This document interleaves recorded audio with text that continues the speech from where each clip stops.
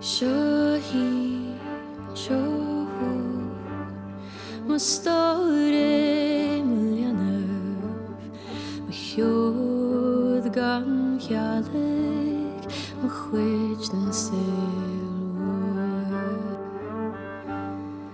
Shohi, shohu, nach moire en tanner, my story in the chala gan bron. Alana machlei gan nairi the chalat slana gesanet achihen the chor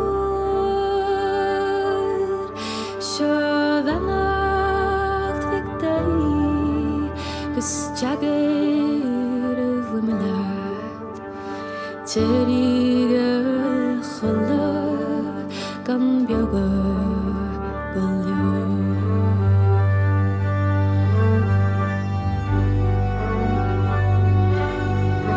Alana chlei gan nairi the chalat slana gesanet achihen the chor shavanacht vikdei gus jagger of womenat jerig a chala in a bioga galio.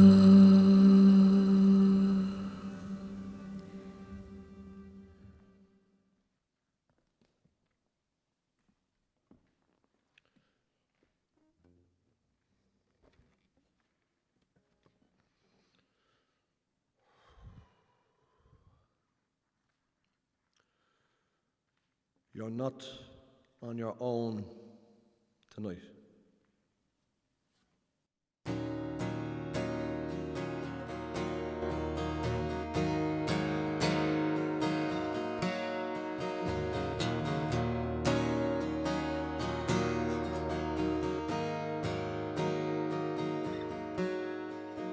Walking through the city was as lonely as could be. I wandered in the night time, out in search of company. Feel real isolation when all around me life familiar but unfriendly, unfriendly with no choice. I can see the evil, but I can feel the good shining out to greet me from within bone and blood. Throwing out this loneliness, I can't stick it anymore. Only need myself tonight to open up that door. And I know that sometimes it gets so bad, but you're not on your own, so don't be sad. 'Cause if you feel real bad, you're not on your own tonight. Please don't be so sad, you're not on your own tonight. Oh yeah, yeah, yeah. You see, I know the feeling. Don't have to tell me nothing, 'cause you know I know the feeling. Everybody seems to think it's they who bear the pain, they who bear the biggest cross, the loneliness and the shame. Day to day you suffer when you're living in your past. If you started living further now, you can free yourself at last. If you started living further now for yourself and those around, experience and celebrate the freedom that you found. You could free yourself forever and live life as you should. The choice is yours to take now, upset or the cold.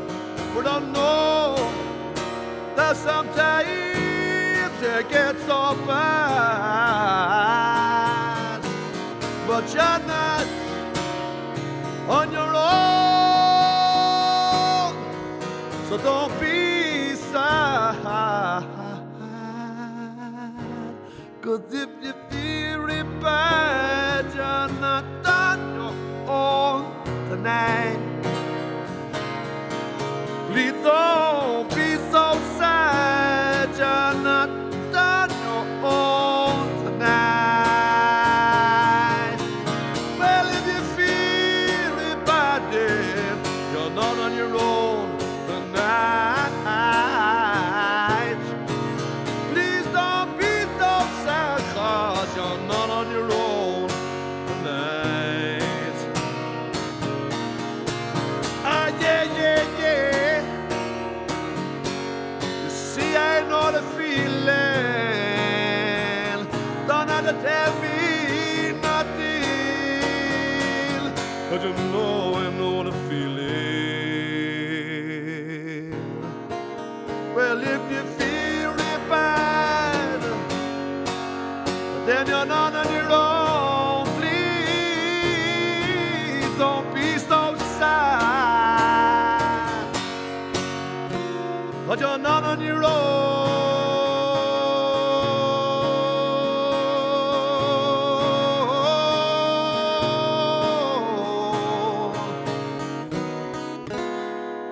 tonight.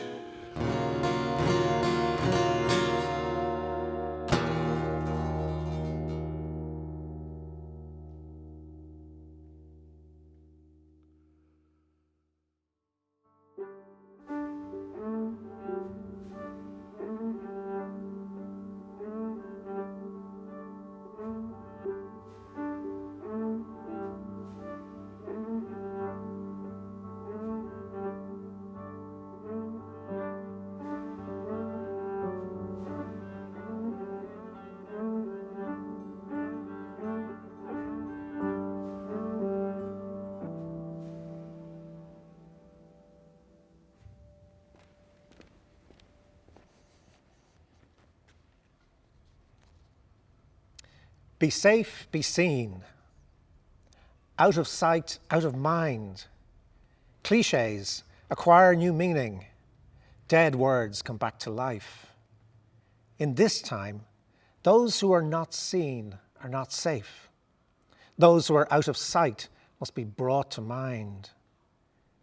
The virus may target the lungs, but it plays tricks with the eyes. Before it came, we saw things and people out of the corner of our eyes. Humans are not as good at peripheral vision as our pet dogs and cats are. The things we're not gazing directly on lack color and density and definition. They are there, but not there. They float on the edge of visibility, people in nursing homes and residential institutions, people on the margins, but also people who are taken for granted, cleaners and carers, migrants in meat factories, the people who grow food and deliver it, the people who keep supermarket shelves stocked, the bus drivers and the street sweepers.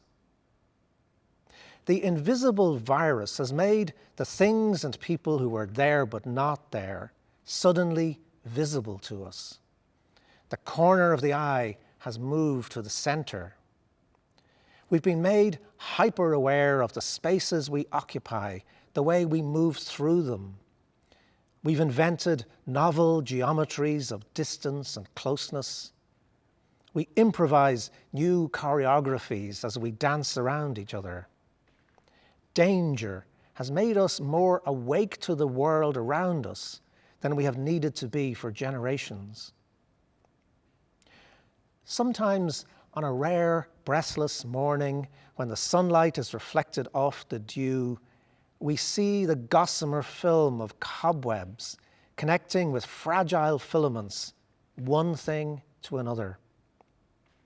The virus has cast that same light on our world, illuminating the complex webs of social connection we have collectively woven.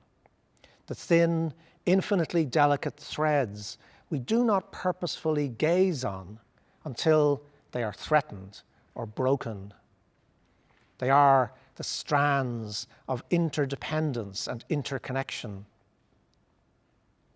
We learn again what we should never have forgotten, that we must all be seen if we are all to be safe, that we cannot leave out of mind the people who are out of sight. There is no wealth without health, and health is a public, collective, political thing. We see too the sheer fragility of our lives on earth, the precariousness that our ancestors knew all too well, but that in our bubble of consumption we had consigned to our peripheral vision. We were sleepwalking, and now we have had a rude awakening. Our eyes are open to the pain and grief of life, but also to the wonder and beauty of our vast need for other people. We should not be too quick to shut them again. To be safe, we must not just be seen, we must continue to see.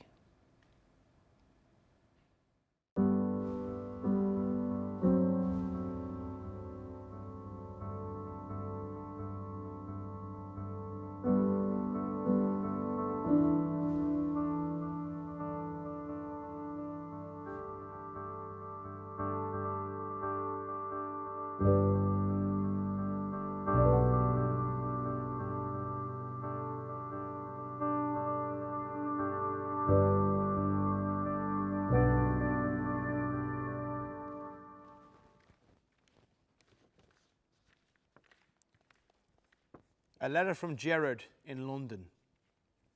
Dear Ireland. God, that sounds so formal. Usually I just call you home, although I don't live with you there anymore. We meet up in real life, IRL. That's what we do, except for now when we can't. Anyway, you never write to me. And I don't count those dreamy TV ads with the couple on the shore and folk songs and 100,000 what'll you haves. But here, I'm supposed to be talking about the big things.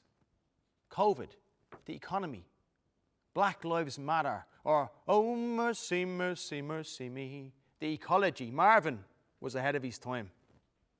And I will talk about these things as soon as I can.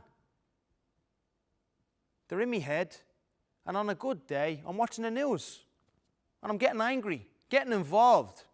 I'm tweeting, Facebooking, sponsoring, petitioning, but they're not all good days.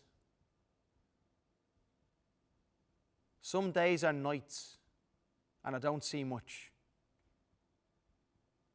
And my wife will come to me like a lantern of beauty, shining brightly, but not in my face so that I'm dazzled, just there, so I can see her. But still there's a darkness around me like a moat. I know. I should pull myself together. The world is falling apart, and I have food and a roof and someone who loves me. These facts, these fuck off facts, don't always help. So how are you doing yourself? You have a government now. Good stuff. No rush, eh? You could have easily just dragged that out for another 3 years like the North. Or gone for direct rule from Belfast with Arlene leading in the independence celebrations. I know. I'm full of great ideas on a good day. And on good days, I see COVID, the economy, Black Lives Matter, the state of the planet. I also get lazy. Switch over to First Dates or Stranger Things. Drink beer and have impure thoughts. Jesus, where's this going? Just saying, if you can see all these things all the time, don't get bored, cynical, upset. Okay, do get a bit upset. And do the reading, the writing, talking, listening, marching, and the things that made a positive difference before and can do again. I know. Letters like this should be framed. or at least put it in an envelope. And yeah, that's about it. Tell everyone I'm fine, and I was asking for them. Yours, your son.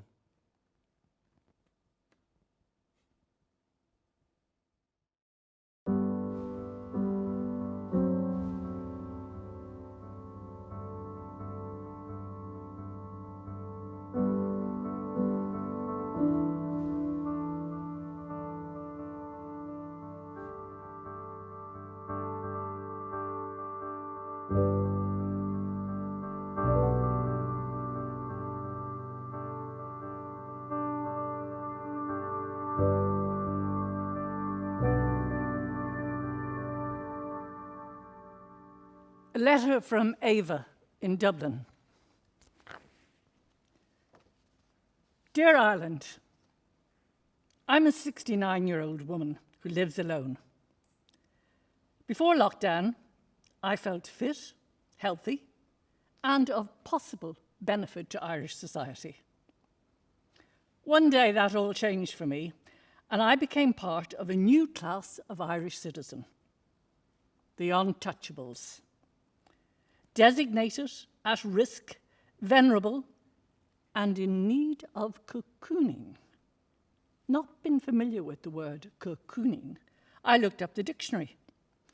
And the first thing that came up was the silkworm, who makes a nice cocoon and is then killed off with boiling water. After a while of hearing about my vulnerabilities and dangers, my mind started playing tricks.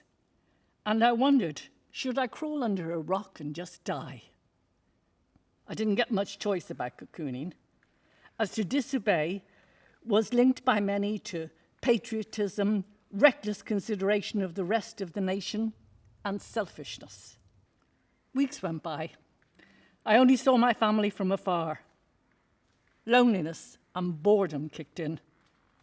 Having a shower, getting dressed, and the mundane tasks I'd taken for granted could only be carried out after an intense conversation with me.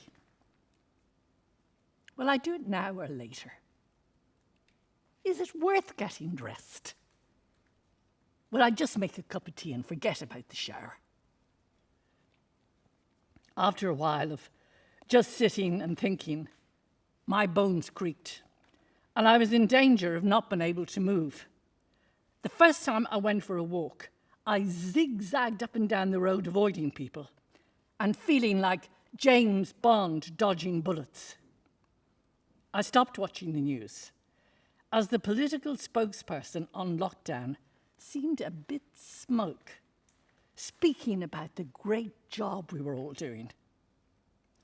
The final straw was when I saw his outdoor facility was the Phoenix Park, and I was stuck in my 4th floor apartment.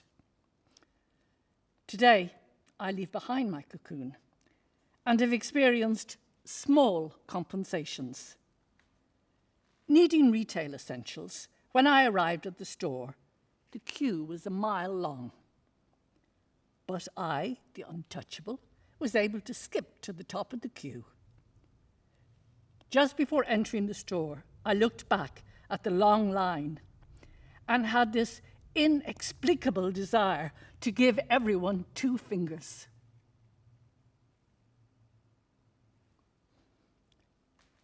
I wonder what's that all about. Regards, Ava.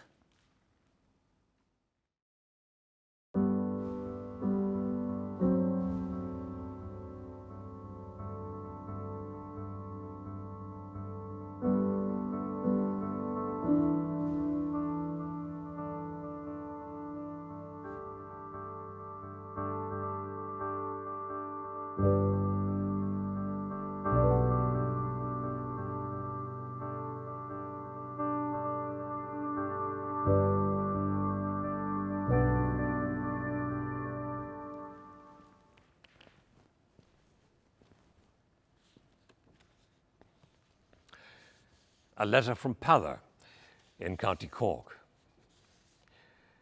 Dear Ireland, during the last few months of the COVID-19 lockdown, I've known those who have suffered from useless anxiety, a lack of routine, uncertainty about the future, and loneliness have all played contributing parts. The first time I remember hearing the phrase useless anxiety was when I was a boy. It was at Sunday Mass, during prayers for the faithful. These prayers are petitions a priest makes to God, asking for help to give consolation to the lonely and forgotten, to have compassion for those who are facing difficulties, or to give comfort to family members of the recently deceased. The prayers varied every Sunday, but I do remember one that was repeated each week, almost without fail, and that was for relief from useless anxiety. Over the years, I've ruminated about this phrase as I've seen my own mother and other family members suffer from it. I've also noted that women seem to suffer from it more than men. Why is that? I remember when I used to go to confession, I always used to choose the queue which had more men, as they would be in and out quickly, whereas you could be waiting ages if there were women in the queue. Why did the women take so long? Perhaps they were asking for help. In 1970s Ireland, there were many women in loveless and unhappy marriages looking for a way out. What could the priests say to them? Leave him? File for separation? Get divorced? The priests could offer little help, as they were part of the church's male-dominated patriarchy where women had little power. I'm guessing priests kept saying, "Save us from useless anxiety," in the hope that women might get the message, and hence save them time in the confessional box. However, when you take power away from people, useless anxiety grows instead. People need to have a sense of agency, to make their own choices, to be free. So, to those of you in our dear Ireland who have suffered from useless anxiety due to COVID-19, take heart. Our suffering will not be as long as it has been for fellow citizens of the past. Take heart, because we live in a fairer society that aims to respect the rights of all its people. We're not there yet, but if we keep trying, a better world for all is within our reach.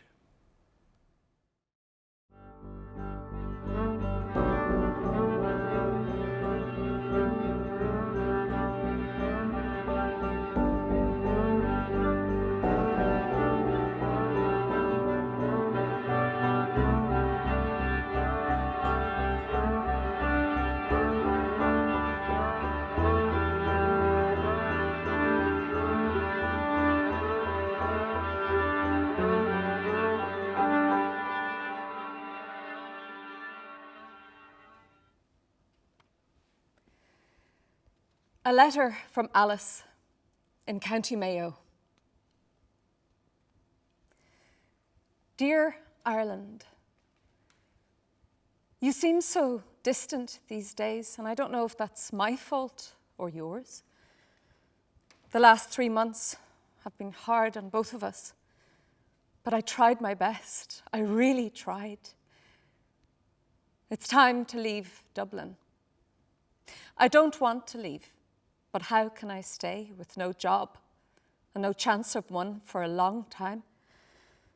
I never imagined that I would be back living with my parents at 36. I am trying to keep hopeful. The town is slowly reopening here, so hopefully I'll find a job and an apartment. The only thing is, being back in my small hometown is so hard as a single woman in my late 30s. I dread bumping into girls from school. So many have moved home with their husbands and their kids. I know I'm going to hear the question, so what are you doing now? I honestly don't know what I'm doing now. For the last 10 years, I was trying to build something in Dublin, but now, I don't know. I feel lost. I feel like I'm 18 years old again, trying to figure out what I'm going to do with my life. Unfortunately, I don't have as much time to figure things out. Sometimes I hear the tick-tock, and I know I'm probably never going to have a baby. I think I'm okay with that. Maybe I just tell myself I am. Anyway, do I want to bring a baby into this world right now? It is so chaotic and painful. Everyone has an opinion of what everyone else is doing and saying these days. However, I do feel thankful to be here and not anywhere else. I hope you will be okay.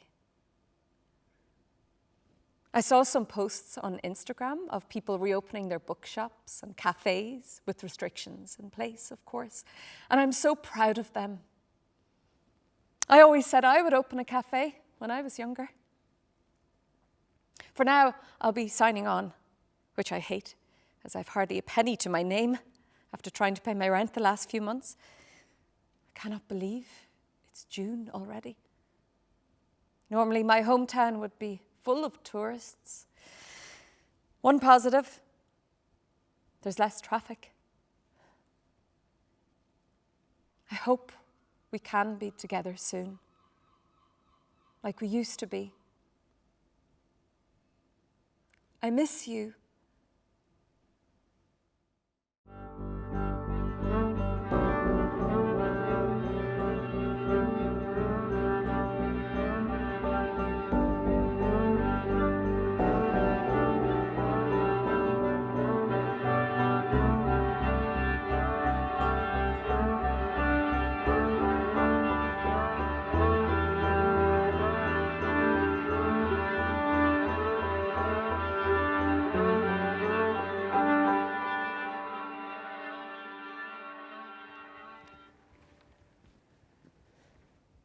A letter from Sinead in Dublin. Dear Ireland, well, did you miss me?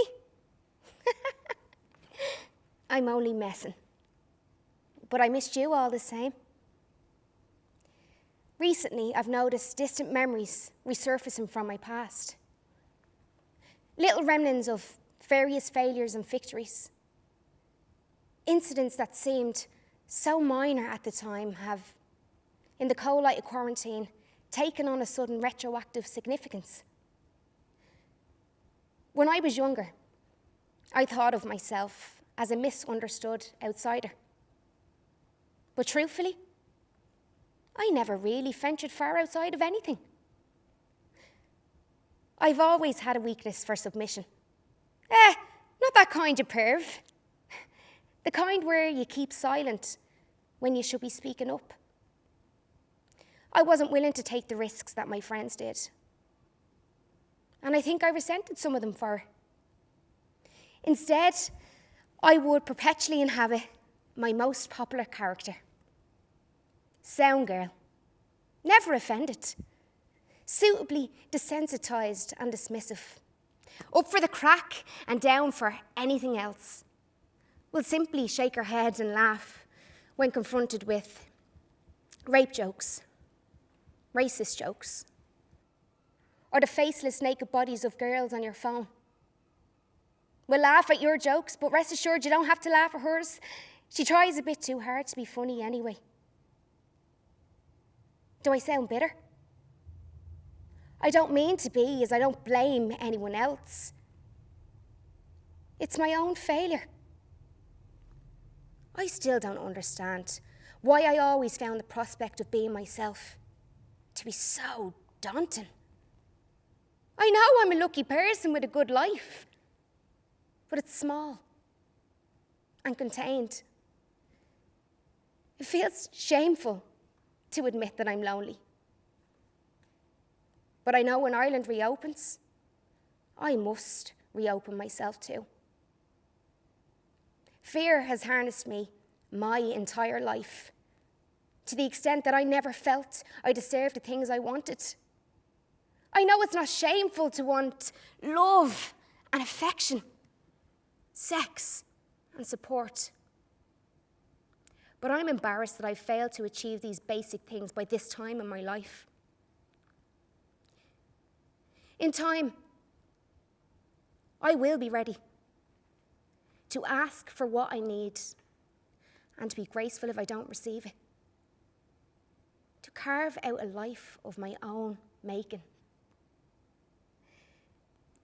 No longer a passive sound girl, but a fearful woman stepping into the light, failing and trying. No more skulking indoors. Anyway, it's good to see you again.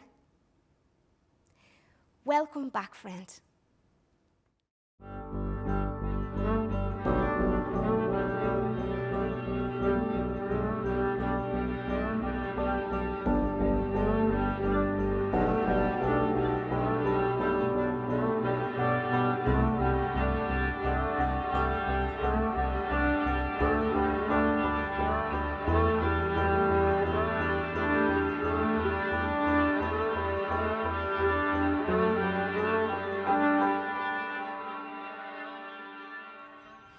Miracle by Seamus Heaney.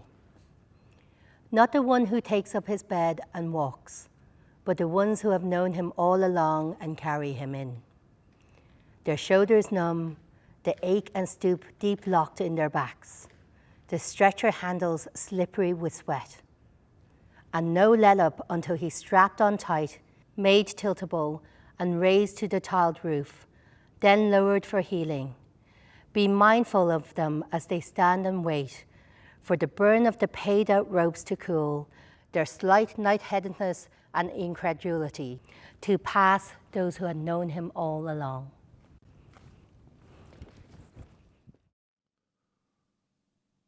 The soul son is gonna come.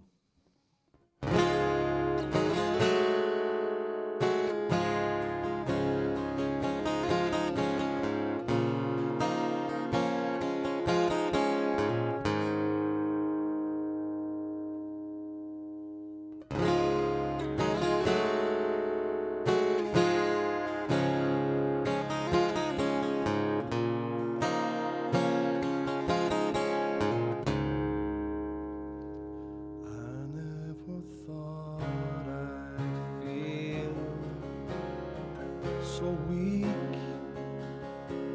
or rejected,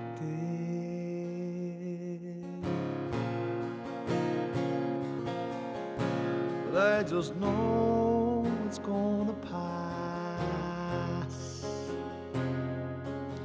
I hope and pray that it won't last. Finally see true love and what it means,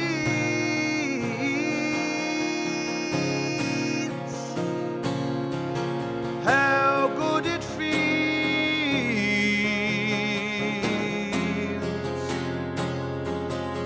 when I compare it to your schemes.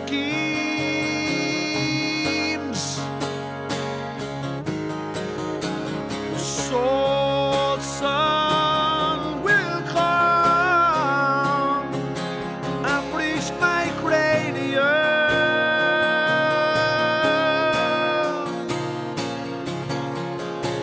and I can hold on for the soul sun. I never thought I'd feel so meek or defeated. I had a heart just like a lion, but now I'm hiding all the time.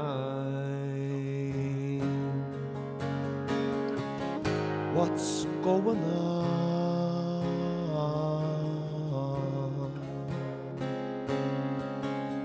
I used to sing my morning song,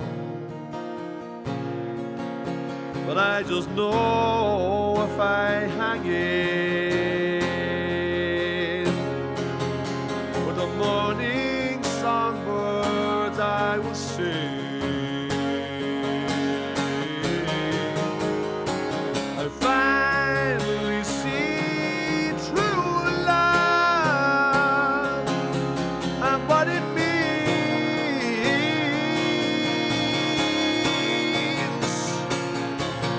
How good it feels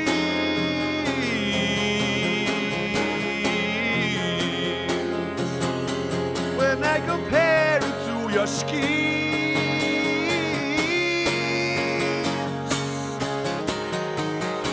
The soul sun will come and bleach my cranium.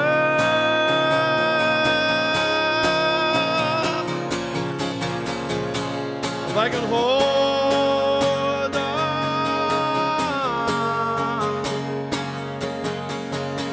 for the soul sun,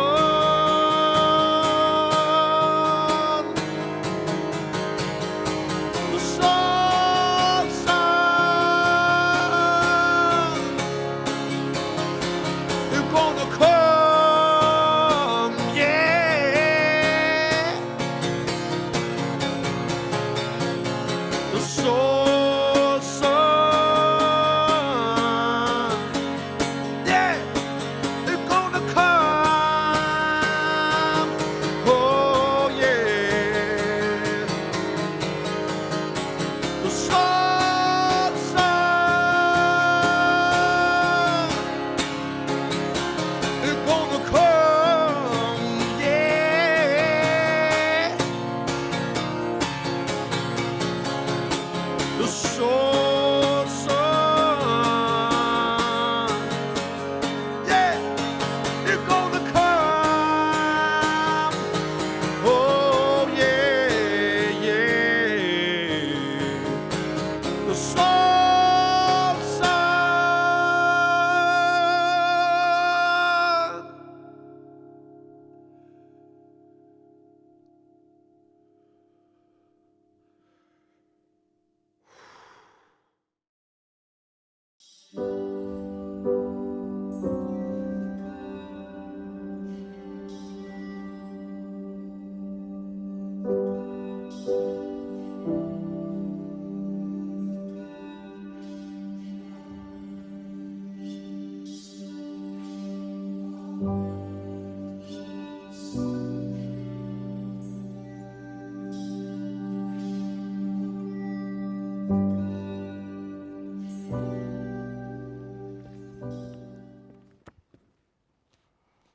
A letter from Caroline in Roscommon. Dear Ireland, what a ride. It sure took the wind out of our collective sails. Ground to a halt, the crazy merry-go-round of life as we knew it, so much to do, so many places to go, but no. A giant pause button, nowhere to go. The big stand still. Stand still for God's sake, or we could all be killed. And we did. Leo taking the helm of our little island ship, Hibernia, lowering the sails, battening down the hatches, preparing to weather the storm. Enter a terrifyingly different norm. Week 1, I am somewhat overwhelmed, unnaturally staying home, watching a dear friend lose first her dad, then her mum within 24 hours. This is real shit. Week 2's phone call. Mum, My 29-year-old daughter's voice, just home from a wedding in South Africa. Mum, I just got a text. The bride confirmed positive for COVID. I don't feel well. Wind from my sails. The air is sucked from my lungs. My heart hits the floor. I can't breathe. I can't go to her. Can't hold my sick child now living with a virus that could kill her. No treatment for. Waiting, just waiting. We know the symptoms, the pattern. High temperature, check. Short coughs, check. Utter exhaustion, check. Trouble breathing, check. Using her boyfriend's inhaler nightly. He has no symptoms. Day 5 to 7, critical, we know. Will it stay or will it go? This is really real. If it stays, then our body's losing control, and God knows where this goes. From a distance, standing still, staying indoors, in lockdown.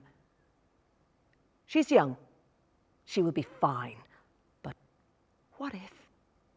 Little nagging voice. She has no underlying conditions.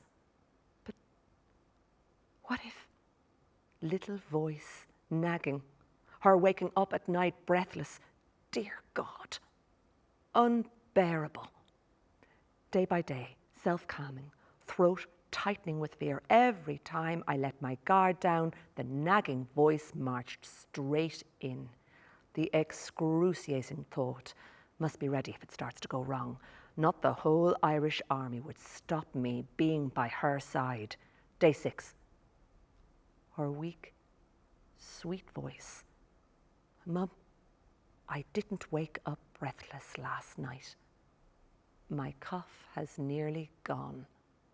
Warm, scalding tears. I hadn't known, hadn't let on to myself how petrified I had been. My little one, now safe in the harbour as other families battle on, while Leo and his crew weathered on, tackling the storm.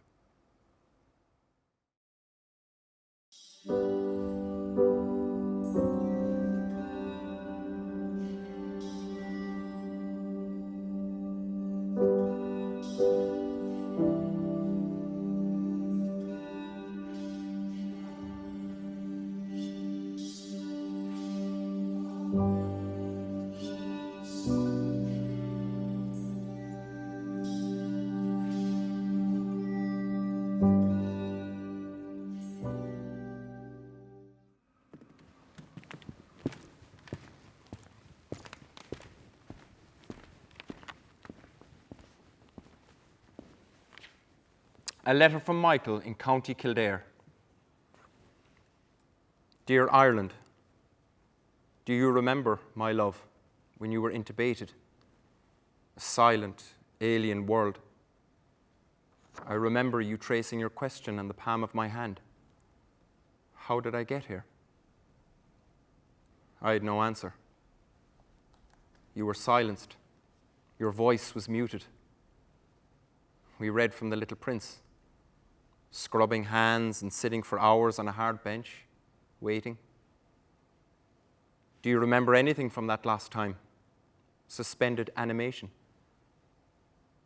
Do you remember saying to me, no regrets? I remember you asking me, is this the same as the last time? I had no answer. I remember your breathing quickening and then you were gone.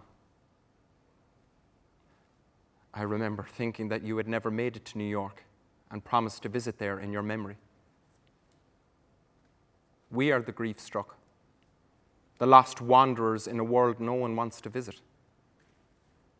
And yet, I remember our last days together, and I think of all those who did not have that opportunity with their loved ones in the time of COVID-19.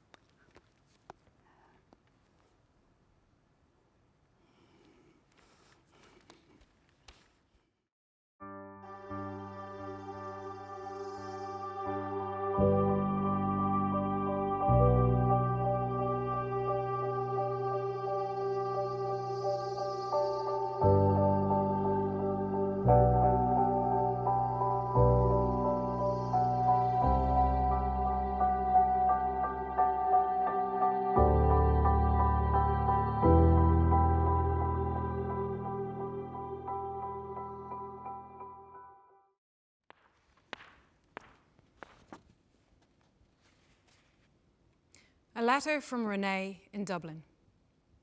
Dear Ireland, I've been meaning to write for a while now. Things haven't been right between us, and I guess I didn't know where to start.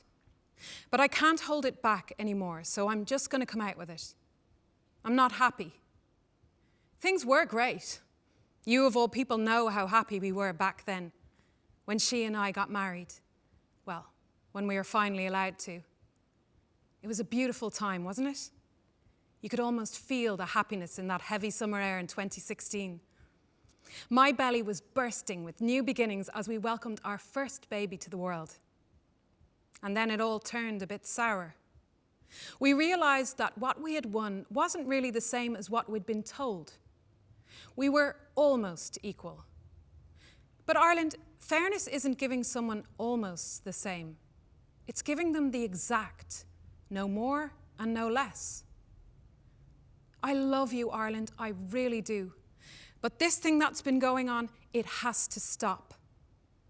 I guess I'm disappointed in you, in us. I thought we were better than that. I thought we all had learned from the past. The children of Ireland were forgotten once before, and far worse. Long is our history of dark days filled with pain. We have a habit of forgetting our children. So now it falls to you to protect your children once again. And I know there are countless other important causes that take your time and energy, but I'm going to have to ask you that you give some of that to me. How can we claim our land as one of fairness and equality when the most vulnerable do not have the basic right to their parents? We are lauded throughout the world as a beacon of equality. How can you call this equal? One child afforded all the benefits of having legal parents, the other not. The difference? Simply the sex of the people who brought them into the world. It's so simple, Ireland, and you have made it so complicated. I wish you knew how much you've hurt me, hurt our families. Would that make a difference? It's a fight we should never have been forced to shoulder. I'm sick of listening to myself at this point. But you've never quite heard me, Ireland, so I have no alternative but to carry on. Dear Ireland, love is what makes a family. Children need to have security, to have equality, to be treated fairly regardless of the sex of their parents. The future of your children is in your hands. Let's do better this time. Love always, from your daughter, who is a mother. Shohi, shoho, mostore mulyaner, mchjod gan mchjalek, mchwich den selor. Shohi, shoho, nach moire en taner, Storin leper in a chala gan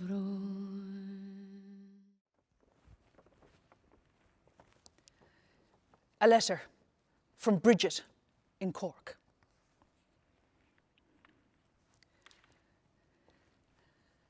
Dear Ireland, as a child in 1970s Cork, the grey hatch in the wall of the Peacock Lane laundry was a source of intrigue. Being above my head height, I was never privy to the faceless voice and disembodied hands that would proffer the brown wrapped parcel, grasping in exchange the large green notes of payment. On the car journey home, I would stroke the smoothness of my parcel companion, tracing the sharpness of its corners, and wonder at the perfection of its bow-tied string. I would struggle to make out the small handwritten docket. 8 sheets, 10 pillowcases, 4 bolsters, 2 tablecloths. Ignorant of linen laundered by tears and heartache.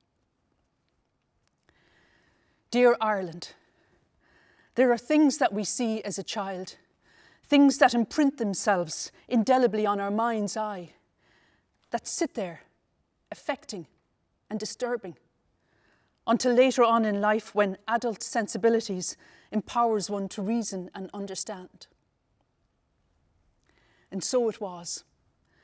With the invite to the Christmas sale of work, I was excited to finally see inside, beyond the world of the grey hatch and brown parcel. The women, ranging from young to very old, sat in cowed silence around the edges of the grey hall, behind tables of crocheted tea cosies and knitted jumpers. Their eyes, large, gaping sockets. Life, light, and hope sucked dry. Shells of women, bowed and broken by a brutal regime. I hoped that I would never see such eyes again. Oh dear, Ireland, nothing has changed. I still see them. Each day, those very same eyes stare back at me from the windows of a direct provision hostel near where I work. The decrepit Georgian windows frame faces of sadness that stare over a city oblivious to their plight. Many of these people I recognise for over years. Lives stagnated, locked in a system that robs them of hope, dignity, and self-determination. Dear Ireland, we bowed our head in shame as the truth of the Magdalen laundries was exposed. Can you not therefore see that the weight of shame of the next generation is being created today by a system which treats our most vulnerable new Irish in such an inhuman way? The public inquiries, the redress boards, but most importantly, the lives lost. Have you not been here before? Have you learned nothing? Céad míle fáilte Ireland. Prove it.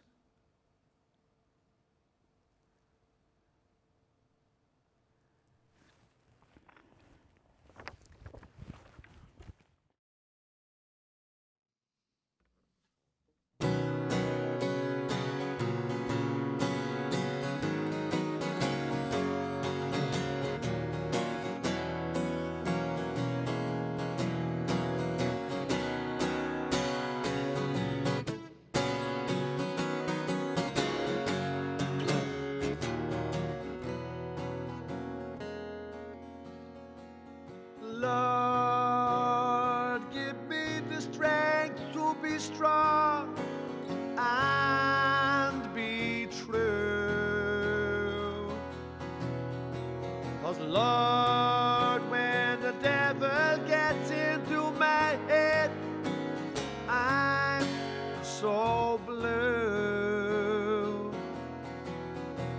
And Lord, won't you give me the strength to be strong and be true?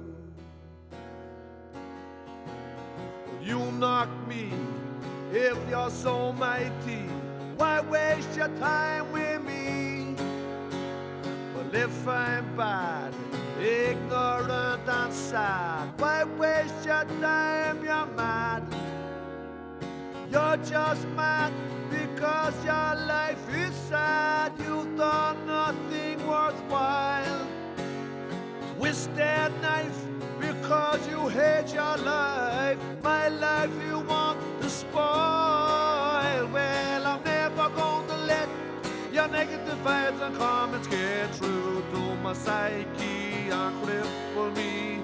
I'm never going to let your negative vibes and comments get through to my psyche and cripple me. I never will forget the suffering that my people went through in my country and overseas. I'm never going to let your negative vibes and comments get through to my psyche and cripple me. Lord, give me the strength to be strong and be true. 'Cause Lord, when the devil gets into my head, I'm so blue. Yeah, and Lord, won't you give me the strength to be strong and be true? We're no use, verbal abuse, that's all you have to give. Will you preach, Neil? You're so cynical. Jesus, wake up and live. Will your bad vibe will drive away your tribe, and where will you be then? All alone, heart as cold as stone, hurting yourself again. Well, I'm never gonna let and comments get through to my psyche and cripple me. I'm never going to let your negative vibes and comments get through to my psyche and cripple me. I never will forget the suffering that my people went through in my country and overseas. I'm never going to let your negative vibes and comments get through to my psyche and cripple me. Lord, give me the strength to be strong and be true. 'Cause Lord, when the devil gets into my head, I'm so blue. And Lord, won't you give me the strength to be strong and be true? 'Cause Lord, when the devil gets into my head, I'm so blue, so blue, so blue.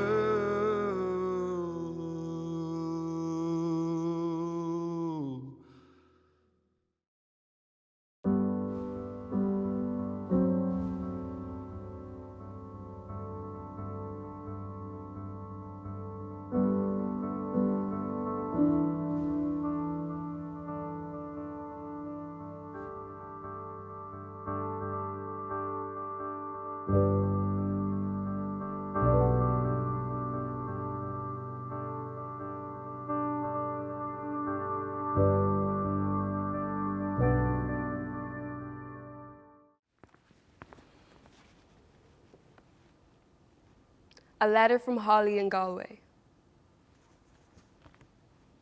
Dear Ireland, if I could have packed for this, prepared myself, I would have packed everything I would miss. I would have packed the beach and the city and the laughter of children in a playground where everything is slippery with melted ice cream and sunscreen rubbed on red, prickly skin by the turquoise swimming pool in a hotel. If I could have packed for this, prepared myself, I would have packed the shopping centre and the park and the town cafe. I would have packed a family dinner with mum's chicken and grand's cakes and dad asking, how's the journey up? I would have packed a school tour to a history museum that only I care about. And the queues at IKEA and the screams and splashes of a great gang of girls getting caught in a rain shower and a football match. I would have packed handshakes, hugs, and a kiss on the cheek, new music and petting a dog. I would pack everything I would miss. I would pack until my suitcase overflowed, until I could press my ear to my luggage and hear life as we know it fly by. I would carry my suitcase for years without opening it once, until I had children of my own to give my suitcase to, so they could know happiness, sadness, freedom and rage, the sun and the moon and the squawk of gulls by the sea, the cinemas, the playgrounds, and all the shops so they don't go without it. I would give my children a suitcase of their own and say, fill it up, so my grandchildren will know it too.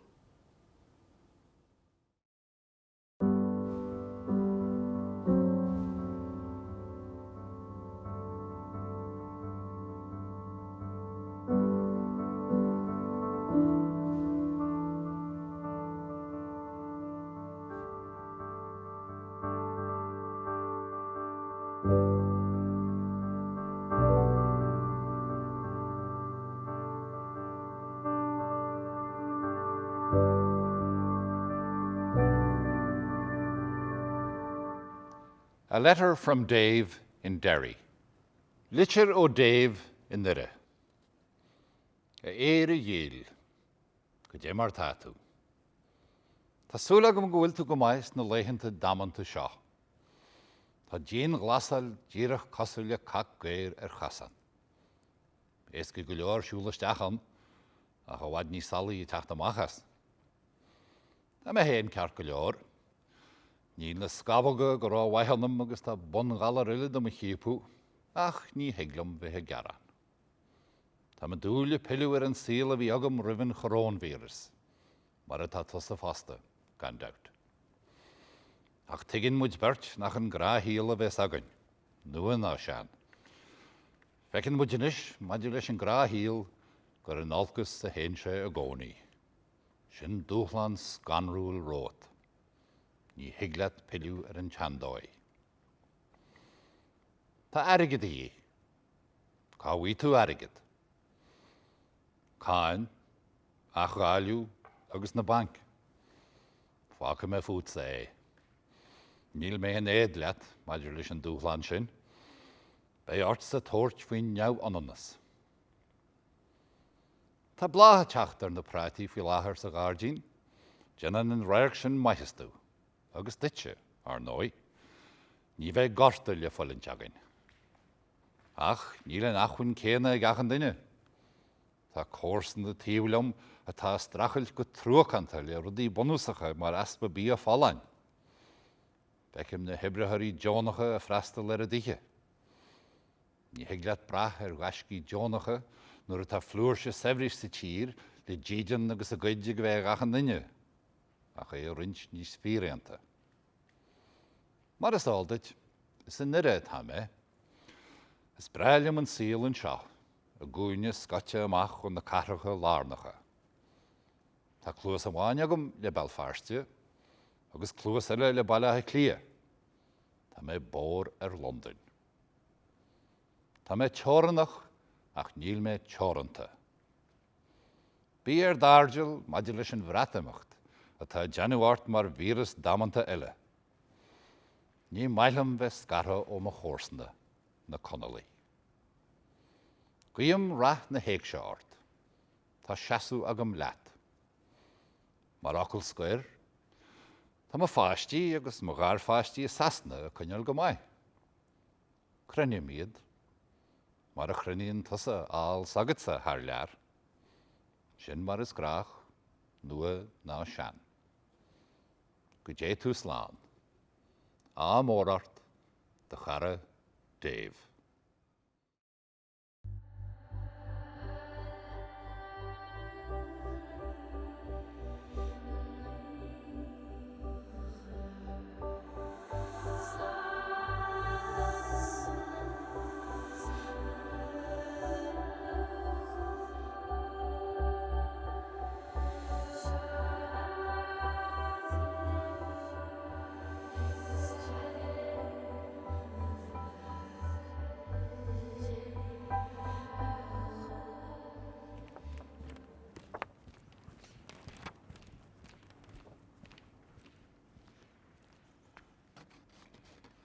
A letter from Laura in Dublin.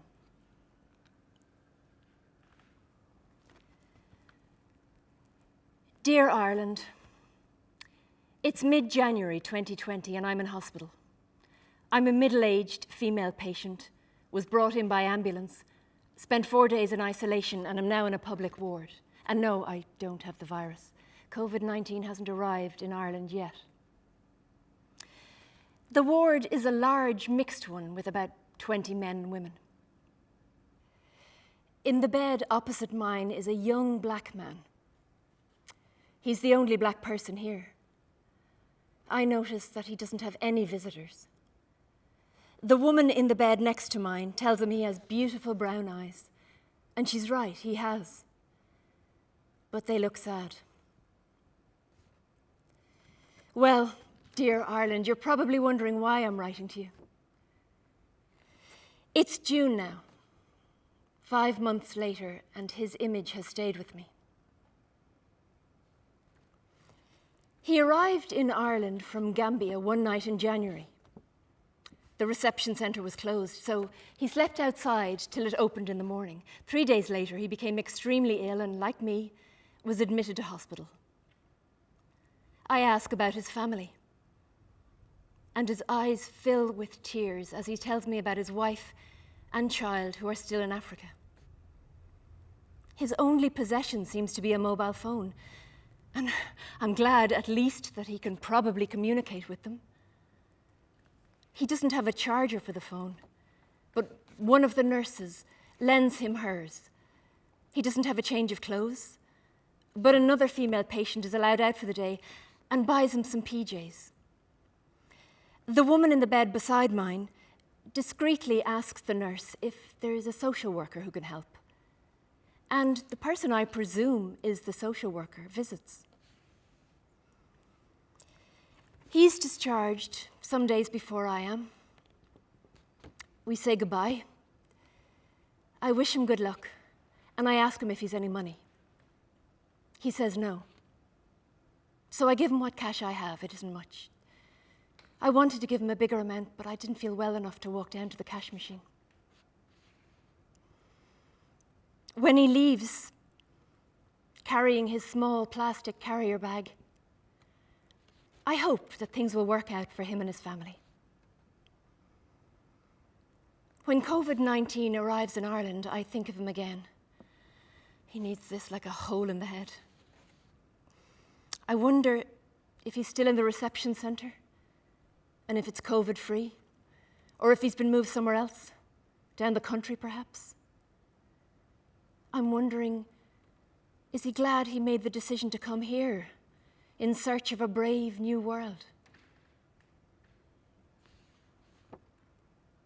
So, dear Ireland, the reason I'm writing is to ask you to welcome him, to look out for him, to keep him safe, and to help him find his brave new world.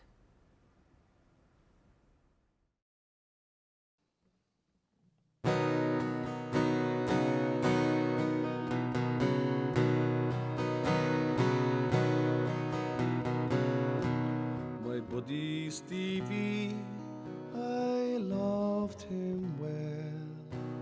We had some laugh, he was sound as a bell.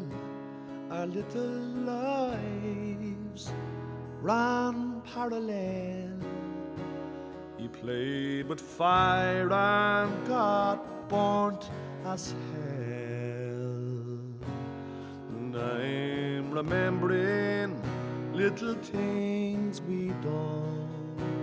We'd bonk the train out to the beach in the sun. We'd steal some ice pops and laughing run in through the sand dunes with finger guns. But one day Stevie, he got bitten by a bug. He was fascinated by the life of the thug. He felt a weakling and he craved some power, but the thug's existence could soon turn sour.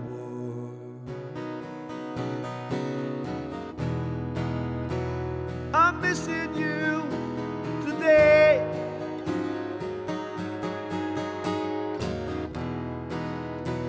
I'm missing you today. What I would give to see you smiling back at me, and what I wouldn't do for one last laugh with you. My buddy Chris, he was quiet but tough, and to his face you wouldn't call him a puff. We done the boxing and a many's the scrap. To this young warrior I'll tip my cap. In Celtic times it wasn't seen as wrong, till the Roman Empire with the shame came along. call this love evil, and they done much harm. But if you're hurting no one, you'll be in God's arms. Well, Chris and Stevie, I miss you both. Till my young people cut down from a rope, and it breaks my heart that you went so far. To all you people, be proud of who you are.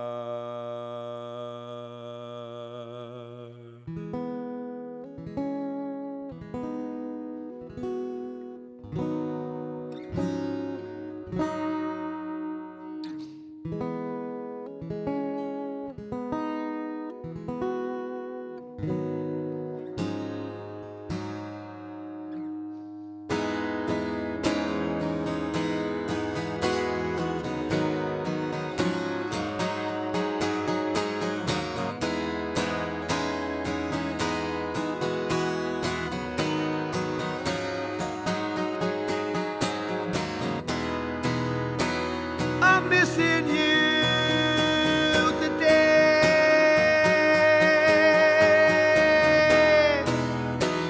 I'm missing you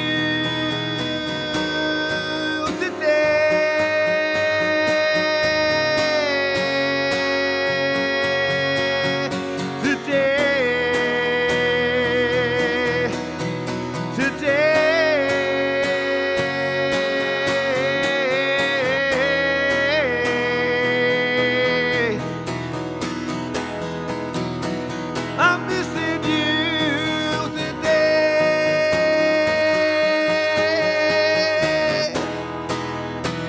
I'm missing you today.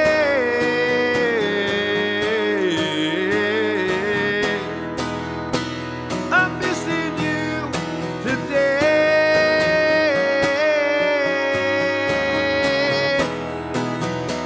I'm missing you today.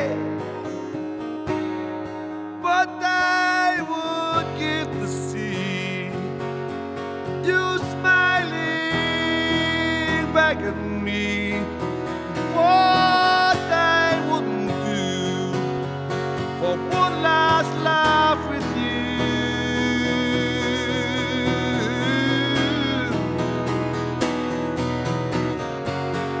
Talk to me and tell me how you feel. Oh, lean on me, I'm here. My love is real. Oh, talk to me and tell me how you feel. Oh, lean on me, I'm here. My love is real.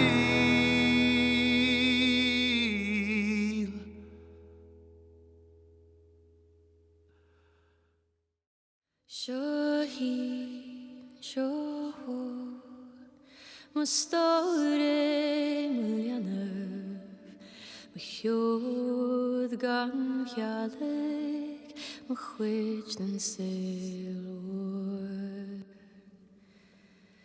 Shaheen Shoho Nach Moire and Tanev Storin leper in the chala gan vroon. A letter from Sean in Dublin. Dear Ireland, no pride this year. No beautiful Brazilian boys dancing like they are in Rio. No dykes on motorbikes roaring down the street. No trans women defiantly fabulous, claiming their space, their visibility, their right to be. No older LGBTQ warriors marching. Those who stood up when no one else would, and on whose shoulders we stand. The flags are up, fluttering rainbows in the breeze, but the streets will be empty. Like before, when there was no pride, when there was shaming, when there was blackmailing, when holding hands could get you hospitalised, when having sex could get you criminalised, when you could get fired with no reason, when you had to emigrate just to be your authentic self, when you had to keep silent, when you had to deny your very existence on a daily basis. Let's use this non-pride to remember how far we've come, but also to reflect on how much we still need to do, so that next time we gather, we can celebrate everyone being out at work, LGBTQ history being taught in schools, trans people having the healthcare they need, gay dads having the same legal status as any other parents, young people not being bullied and driven to suicide, people not being deliberately misgendered, and a robust hate crime law being in place. And still, we will gather this year, despite everything. We can't not. In small groups, with our flags and our glitter, with our friends and family, in bubbles, in pods, in socially distanced groups. For our rights were hard won and can be sharp taken away. Don't believe me? Ireland. Look what's happening in Poland, in Hungary, in Russia, in Uganda. When someone needs a scapegoat, throughout history, we are always near the head of the queue. So, dear Ireland, yes, we are grateful. Yes, we are thankful to live somewhere mostly safe, mostly accepting, mostly equal. But we also remember. We remember that our rights were not a present. They were taken by us. We made you give them to us. We literally went door to door, dragging our wonderful allies along with us, and literally begged you to allow us to marry the people we loved. And you said yes. Well, most of you did.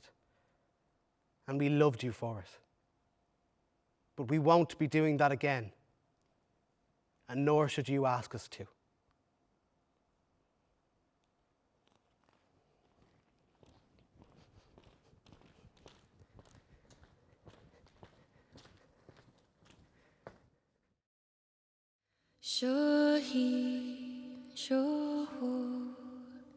Má stóre mullianöf, má hjóð gan hjalig, má chwyd den silor.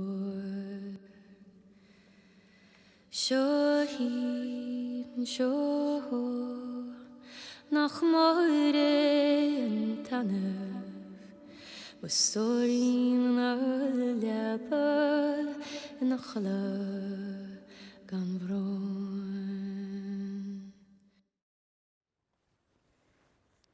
A letter from Patricia in County Kerry. Dear Ireland, I want to be a doctor. I've wanted to be a doctor since I was 8, when I went into hospital to have my tonsils out. It was then that I made up my mind. I watched all the programs about doctors and hospitals on television. You know the ones. Grey's Anatomy, Casualty, Holby City, and I even bought a white coat just to see if it would suit me. It does. I studied hard at school and I was all set to ace the Leaving Cert. I kept up sports and music until the end of 5th year, and then worked even harder in 6th year. My parents were encouraging, though my mom thought I was working too hard. She encouraged me to go out at weekends, though I did it more to please her than myself. I had my timetable made out. I had got used to the fatigue, the headaches, the boredom of it all at times, and overall I was doing okay. I went for a walk every other day just to keep my mom happy. I used the time to go over formulas and equations, and it was nice to bump into neighbours. It cleared my head too. Then, it all went wrong. When we heard about China and the virus, it seemed like a million miles away. There were always diseases cropping up everywhere in the world, so another virus wasn't a big deal, until it was. None of us were expecting to be sent home from school that Thursday in March, but sent home we were to continue our education via Zoom. Okay, so we didn't have to do a set of exams, and we can still do them later if we wish, but who would choose that and miss the first year of college? I've been anxious since the first day in March, and there's been no let-up. I've been a good student. Will my teachers remember that? Or will all their predictions get trampled down by the department? Will I be relegated to choice number 2 or 3 on the CAO list? I know I'm not the only one in this situation, but it feels like I am. I don't think there's anybody else out there who wants to be a doctor as much as I do. Not much I can do now but wait and wait. Yours, hopefully.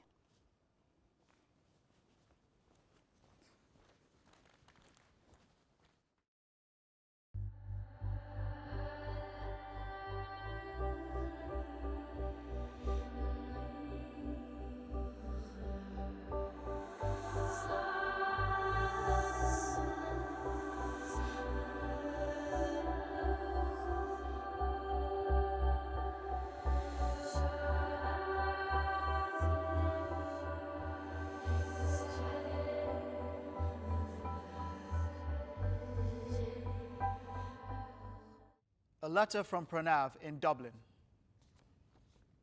Dear Ireland, as I sit on the Lewis with my mask on, looking at the empty seat and the arrangement around me, I am taken back to the countless tramp journeys before COVID-19 has pushed people to maintain a strict distance from each other. Yet I can't help but think that as a person of color, I've often been subjected to social distancing before this. I remember the first journey I ever took on the tram, a fresh face bubbling with that undergraduate excitement. As I entered the Lewis, there was but one empty seat. As I approached it, a bag was placed on it by its owner, a clear, unmistakable sign of, "Not here, mate." As I walked back to the center of the Lewis, the stranger I chose to stand next to shuffled uncomfortably, holding their bag a bit tighter. It was not the first time the people I have never met had responded to me this way, but it was my first in Ireland. When you're a minority, your experiences become a new normal. A few weeks before we were even aware of the chaos that the virus would wreak in our collective lives, I took a somewhat empty Lewis from Dawson on a late evening. I found a comfortable spot by the window and placed my bag on the seat next to me. By the time we got to Harcourt, more passengers were shuffling in, and I decided to make space for them. Not one person sat next to me. Curious? But more space for me then. As I got off at Beechwood, I looked back and saw that my seat and the one next to it had been occupied. Coincidence? Sure. But when there is a thematic consistency to your coincidental observations, they take a new and uncomfortable meaning. I have called this Isle of ours home, and I have loved my time here. For all my experiences with distance, I have also been met with warmth twice over. When I see young kids of color, it fills me with hope. Their future might be different. It has to be. As I look around the Lewis, my eyes meet with the strangers. I nod and smile. For a brief second, I wonder what their response would be. The stranger smiles back. Shohi, shoho, må ståre muljaner, Mchiod gan chialig, mchwich den sailor. Shohin, shoho, nach moire en tanef, bestorin na leper, en achla gan vron.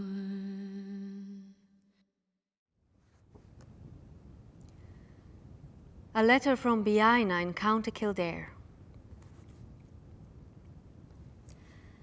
Dear Ireland, let me start by saying that I'm grateful. Grateful for the little apartment my family had when we moved here. Grateful for the people I've met and loved.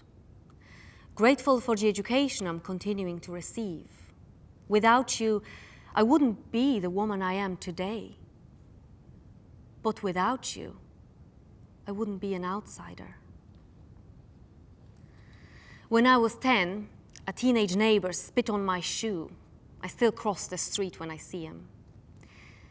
At age 11, I slapped a boy I thought was my friend for telling me to go back to Russia. At 13, I try my luck with a bit of Irish slang while I'm on the school bus. I say, "Oh, Jesus." My classmate tells me I can't say that because I'm foreign. It was a joke, obviously, but it reinforced something I had already known. I did not belong. 17, and I have a boyfriend. I ask him if his parents know that I'm not Irish before I meet them. I change my surname. Ryan looks better on a resume than something people can't pronounce. I grow up knowing my community as intelligent and hardworking. In the East, they're educated and revered. In Dublin, they paint your houses. They wash your dishes, cook your food. They do it for their children the same way any Irish parent would. I heard it all the time as a girl. We don't care if we have to scrub floors as long as you have a better life. That's the kind of selflessness and strength I continue to admire. Scrub floors is exactly what they did, what they have been doing.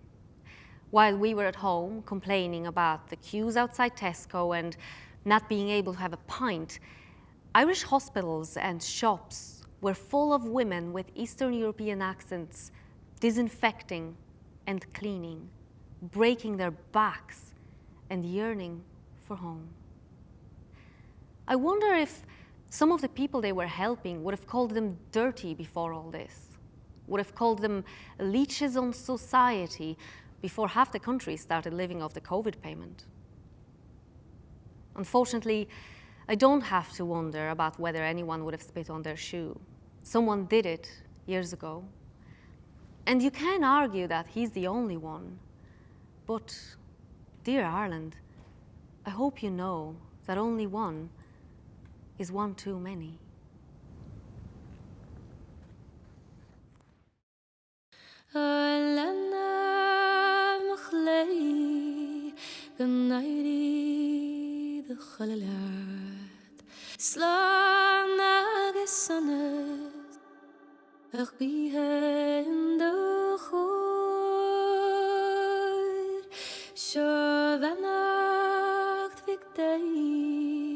Gus jagger of Wimelad, Teriga Chala, Gan Bioga Gulio. We Must Create by Stephen James Smith. We must create to know who we can be. I say this for you. I say this for me. We must create to know who we can be. Early beginnings, heartbeat warmth, and you. First breath, eyes open, a new point of view. Hands touch, ears hear, clocks ticking, I am who. We must create to know who we can be. Screaming out from within with a voice here, notes flowing on air, lulling the fear. Melody all around this atmosphere. We must create to know who we can be. Hearing truth in onomatopoeia. Boom, boom, belch, zoom, zap. Playing with grandpa while cookie cutting. Baking for grandma. We must create to know who we can be. From scrawling with cranes to Lego bricks, from knitting needles, soft textile fabrics, to air guitaring old Jimi Hendrix, we must create to know who we can be. There are creative accountants, CVs, Tinder profiles where you look the bee's knees, but best not to force it. It comes with ease. We must create to know who we can be. We heard a song sung. It helped ease the pain. We didn't feel so lonesome as we sang the refrain. We forgot that feeling until we heard it again. We must create to know who we can be. From nursery rhymes to white-collar crimes, what have you to say in uncertain times? Have you a chance to change the paradigms? We must create to know who we can be. Do you remember the time you heard an opening allegro, or when that beat dropped and how it made your head go? Some things make no sense unless you're in the flow. We must create to know who we can be. You may rise, then fall, or fall, then rise. An arc of a story contains no surprise, but how you tell it, therein the art lies. We must create to know who we can be. Artistry gives rise to community. We're all part of a changing tapestry. There's art history in identity. We must create to know who we can be. If you do it for the money, you'll be called a fraud. If you think you're a great company and you might be God, delusions of grandeur aren't that odd. We must create to know who we can be. There's all sorts of forms, disciplines, levels to challenge yourself in the intervals, where you'll find rivals and reasons for approvals. We must create to know who we can be. If it saved you from yourself, and now there's no other way, it doesn't matter how it moved you. Welcome to the ballet. You've just found the peak of Parnassus. Fair play. We must create to know who we can be. I say this for you. I say this for me. We must create to know who we can be. We must create to know who we can be.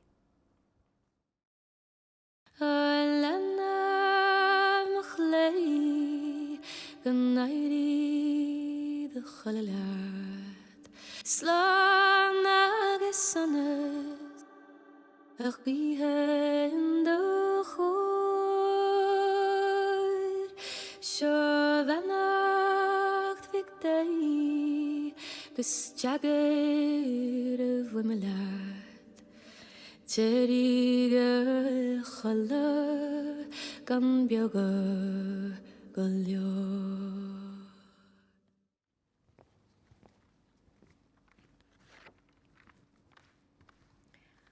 A letter from Ashling in California. Dear Ireland, I worry I'll never be able to go home again. I long to walk along the canal, past Kavanagh on the bench, stopping only to rest for a moment to put down my bags from Tesco. Seeing Marianne walking by the canal in normal people made me sad and envious. I miss the clouds, the diffuse, gentler light. Now in Los Angeles, the sky is overcast in the morning, June gloom. but it burns away to reveal a sky rarely just blue, always tinged with brown and aggressively bright. Will I risk 9 hours on an aeroplane direct from Los Angeles? Will I brave the security lines at LAX?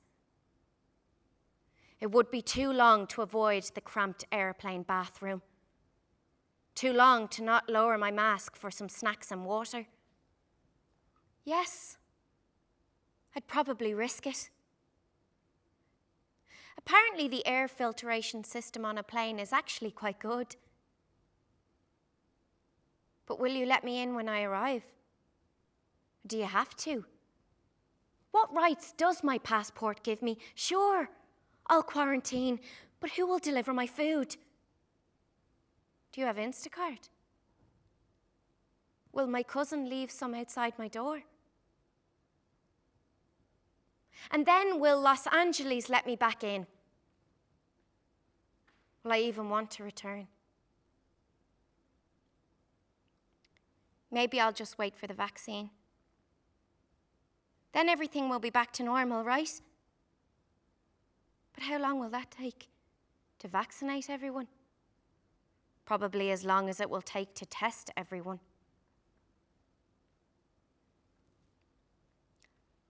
I can't imagine never returning to you again, Ireland. Never walking through Trinity again, over the Samuel Beckett Bridge, along Sandymount Strand. Never getting the Dart to Bray or Bus Éireann to Kilkenny. They say it'll be a smaller world in the future. No more jet setting. I'll have to choose one country or another. No more living in between. As if that were possible.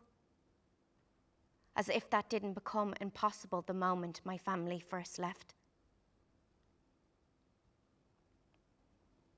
I hate to leave this letter on that note, but it's still morning here, still June, and still gloomy. So that's all for now. And sending all my best, Aisling.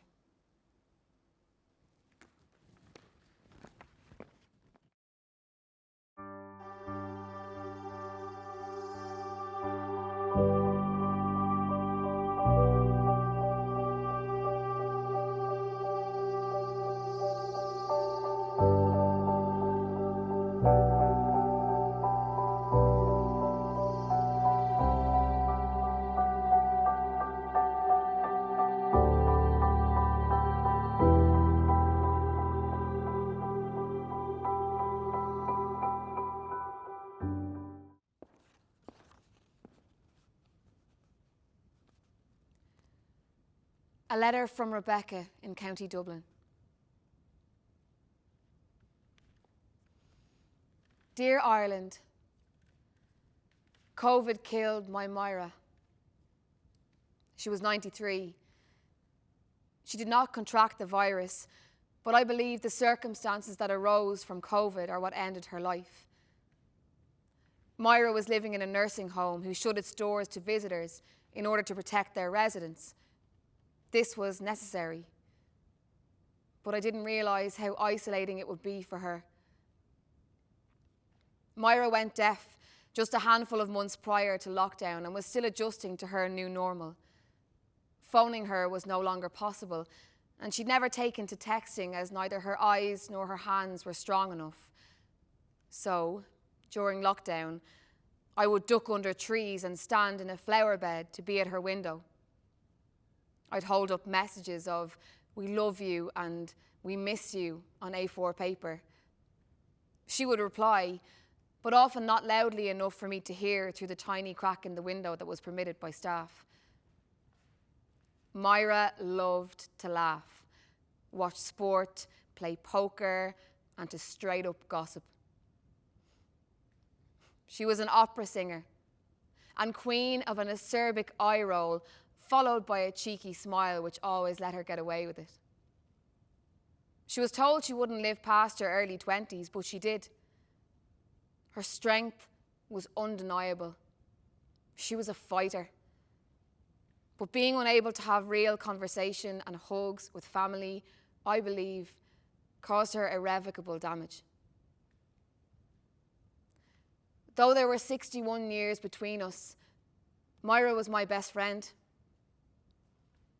I received a box of her things that my extended family thought she would like me to have. I still haven't been able to look through it because I don't want her stuff. I want her. But that is not possible. And don't even get me started on the restricted funeral we had for her. I'm sharing this with you because whoever it is you're thinking about right now, whoever it is who has popped into your head because of my story, I want you to reach out and remind them they're important, loved, and not alone. Because doing another quiz, watching another TV series, being on another social media app, none of it matters as much as they do. Most importantly, when you're allowed to again, hug them tightly and often. A lot of us won't have that privilege anymore. Please let us live vicariously through you. With love, Rebecca.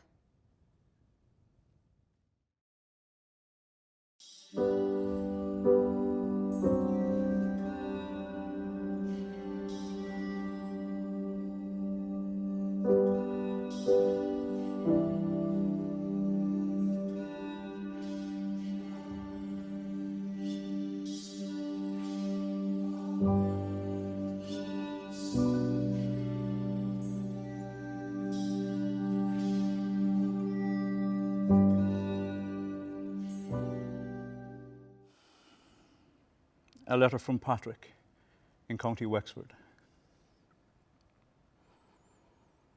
Dear Ireland, I didn't anticipate how good just expressing that would make me feel. Dear Ireland. Especially when at the best of times I find it difficult just to say hello. The truth is, this whole COVID-19 has suited me. This distancing, this isolation, this being careful, everything except this conflict of conscience and this continuous reminding myself that I must show that I really do care. But what can someone like me do? I've discovered that I'm not frontline or essential. It's hard discovering that when you're a husband and a father. And I know now I'm no superhero. I'm no hero. I'm just he. I have no grand philosophy to finally articulate, no narrative to disclose the chaos of this ever-shifting world. So, I have kept it simple. I have learned that I am good at simple, that I have the American capacity for I can do simple.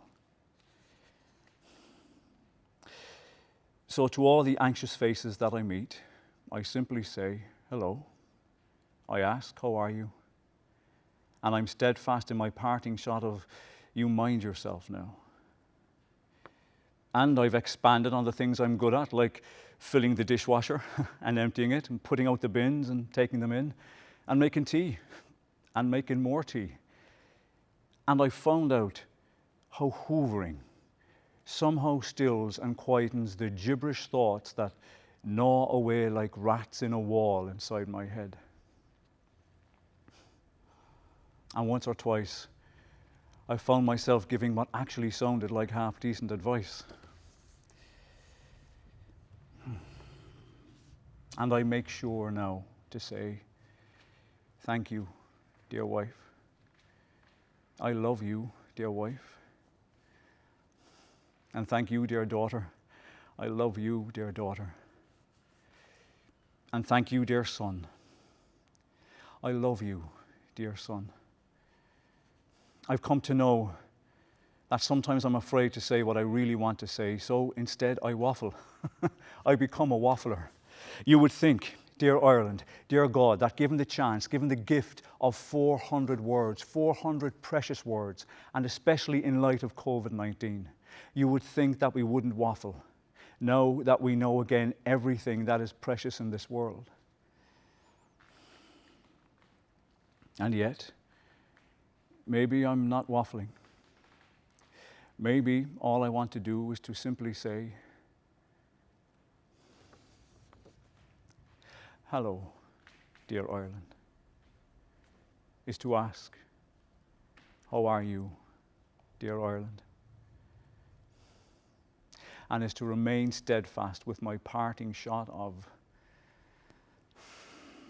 you mind yourself now, dear Ireland.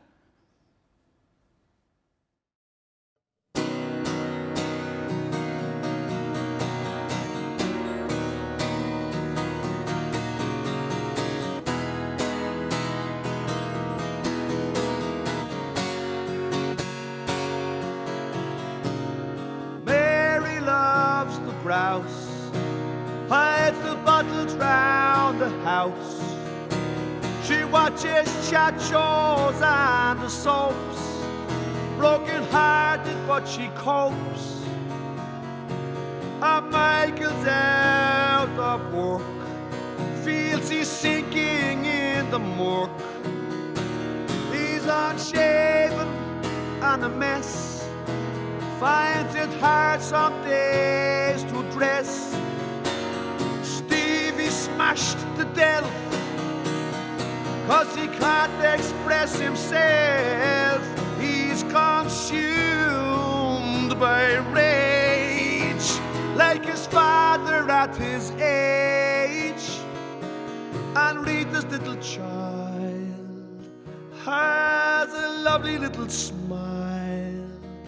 This means nothing to her father, 'cause he's never even seen her. We sing all our cares away. We live to fight another day.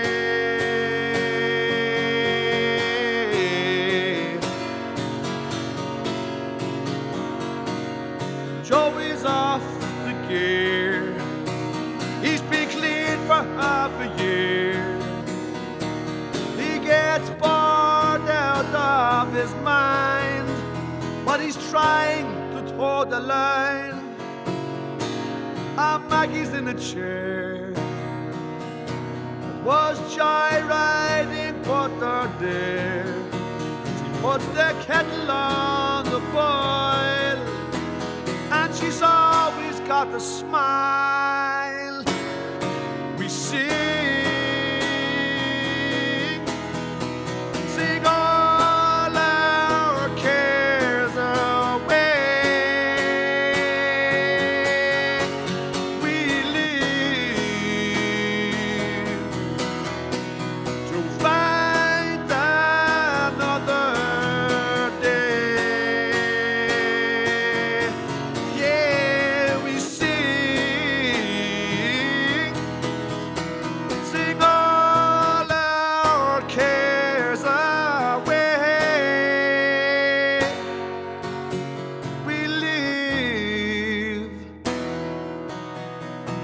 to love another day.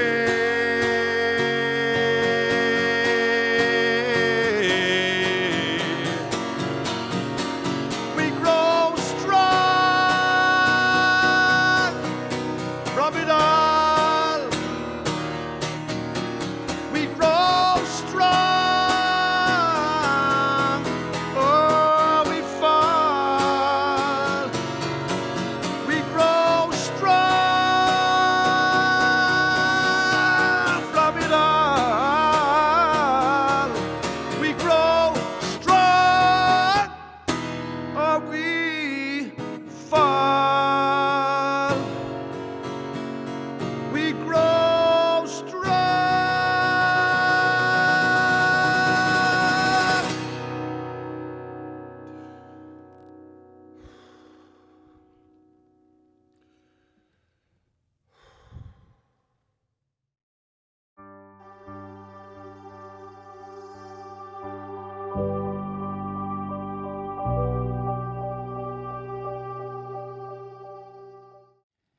I'm very pleased to be here to join in this conversation about the essential role in our society of the cultural space and all those who work within it, particularly in terms of the authentic voice that artists and creative people offer, and the great layer of humanity they bring to a truly functioning and democratic nation.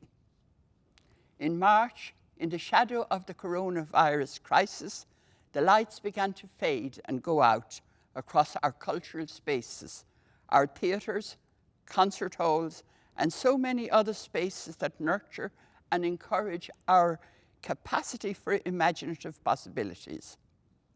Since then, our artists and all those who work in the creative sector have suffered shock, dismay, and hardship, and their livelihoods face perhaps the greatest threat in living memory.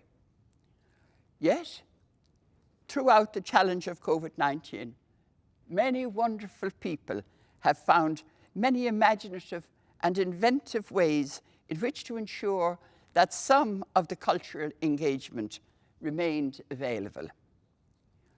As we begin to reopen the economic and social dimension of our society, it is critical that the vital contribution of the arts in both those dimensions is not overlooked or viewed as an unaffordable luxury in a time of crisis, but rather is provided for as an essential basic service. As part of Dear Ireland, I have been invited to read to you a letter that President Higgins wrote to all the heads of states in Europe and to the European institutions, in which he outlined his thoughts on how to address the devastating consequences of COVID-19 for our cultural practitioners and institutions. He wrote to the presidents of the European Parliament, the European Commission, the European Council of Ministers, and 14 heads of state who are part of the Areolas group of presidents, of which President Higgins is one. The President has had a lifelong commitment to culture, to the arts, and to all those who work in the cultural space. It is a commitment that remains part of the work of the Áras. So I'm delighted to have this opportunity to read to you the letter.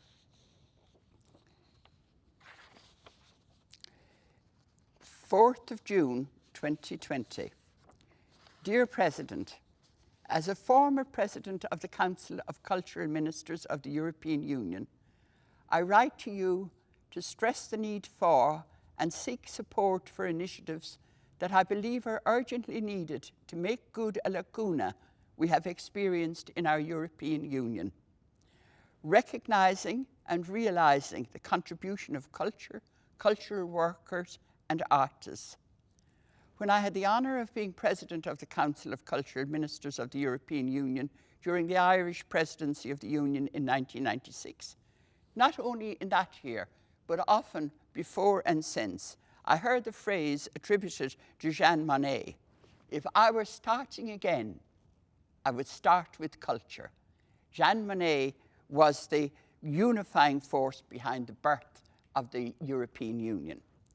So I write to suggest that in our response to COVID-19 and its devastating consequences for cultural practitioners, we have been given a golden opportunity to address this neglected dimension of the European Union possibilities and capacities, be it in terms of resources, heritage, shared expression, and life, by seriously addressing the issues of the income, resources, and sustenance needs of cultural workers, who have been among those who have suffered most due to the coronavirus pandemic.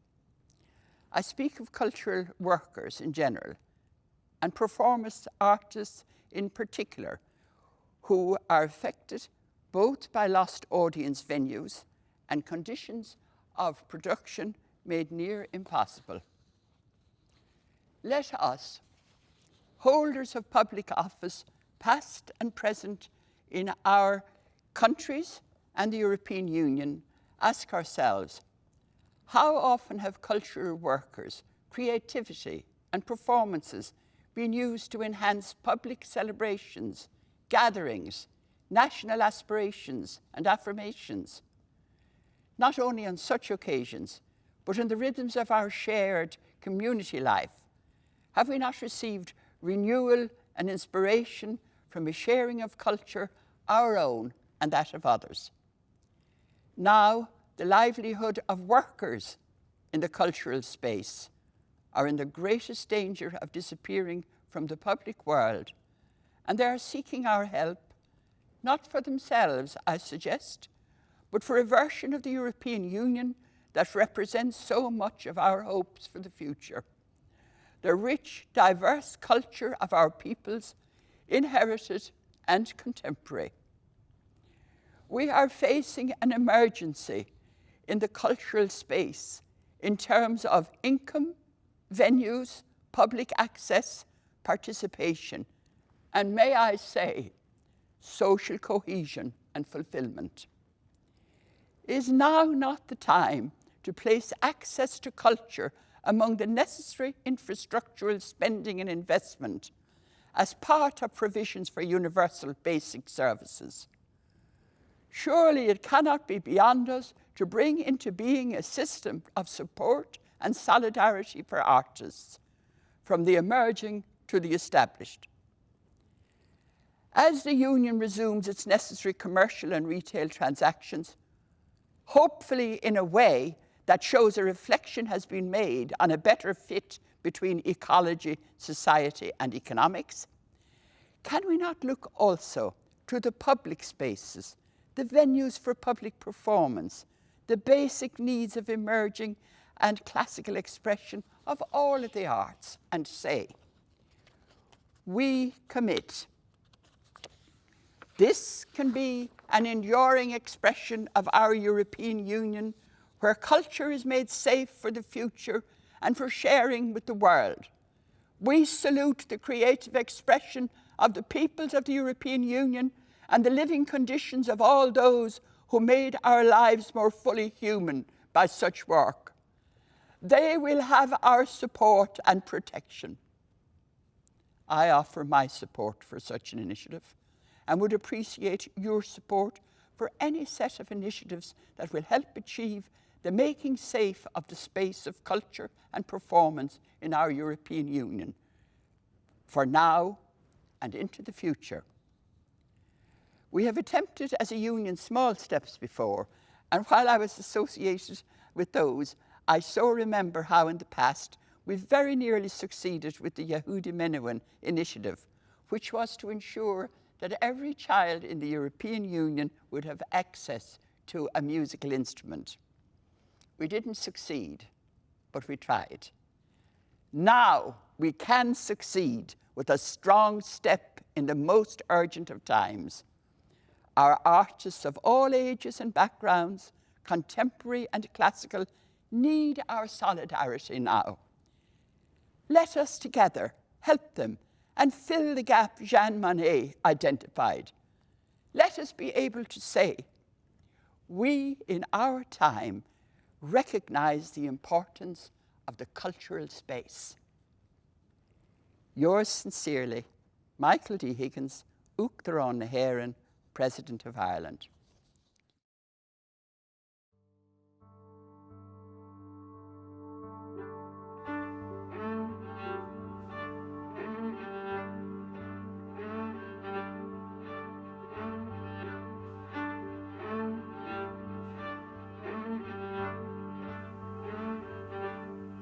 Shohi, shohu, mastore mulyanerv, machod gan chialig, machwich den selwar.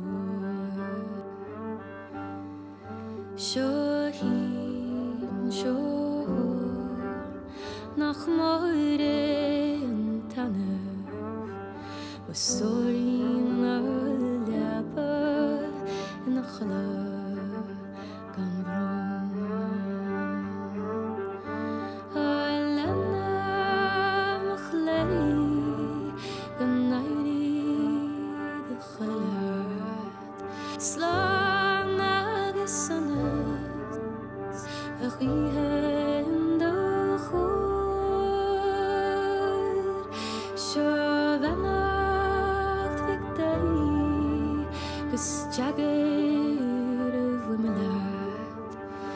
제리게 흘러 간 벽을 걸려